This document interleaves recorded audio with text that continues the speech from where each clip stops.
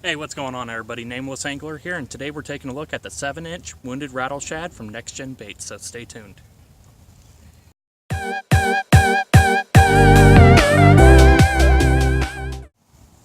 Alright guys, let's go ahead and get right into this review video. So first up, what the bait is. This bait is a new take on the soft jerk bait.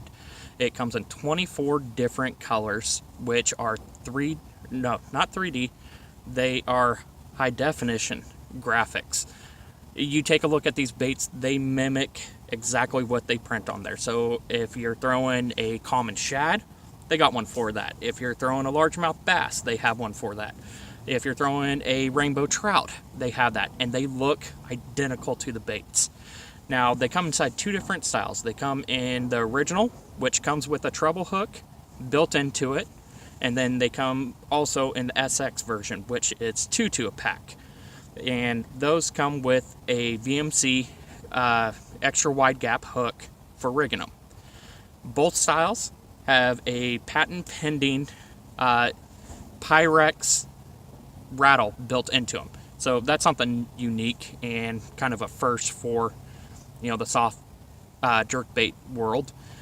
And I've been fishing these baits for 2 days now, and I gotta say, I'm absolutely impressed by them. And yeah, if you guys, haven't seen them before, they work phenomenal. But anyways, let's go ahead and go into the rigging. All right, guys, I'm going to show you guys how to rig this. Now, it is a very, very simple bait to rig. If you've ever worked any type of soft plastic bait, you could do this. It's just your standard Texas rig. So here's that VMC extra wide gap hook. You got your bait. Go right through the nose of it. Go ahead and get this right here for you guys. Go right through the nose of it. Go ahead and pop it out the bottom. There's actually a little slit right here in the bottom for you guys. Slide that up. So now we're at this point. Go ahead and put that hook. If I get it to open up a little bit here. Go ahead and put the hook in there. I'm feeling for where the hook's going to come through at, and it's right about there. So now I'm going to pop it through the back. Make sure you keep that bait straight though. I actually kind of prefer to have it kind of angled down in the back here. For some reason that helps it to more nosedive than to stay on the surface.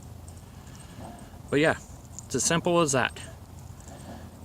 Now, the other one, the original, straight Palomar knot, straight to it, and you're good to go. So let's go ahead and jump over to the retrieve now.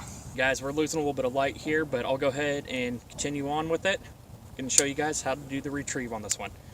Now, this is a very, very simple retrieve.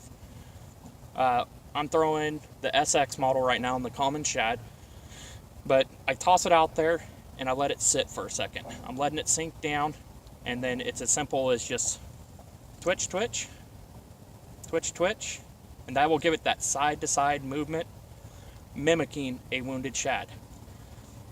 Now, this one, the thing that I like to do with it is, a couple of twitches, let it die.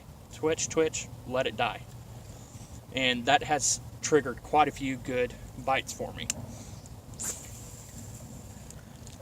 Now, I've noticed when I'm throwing the original version, you got to be a little bit more finesse with, or not finesse, actually a little bit quicker with it. Those treble hooks like to get stuck in the weeds, so I work it nice and quick, back and forth, and it gives it that nice wide wobble.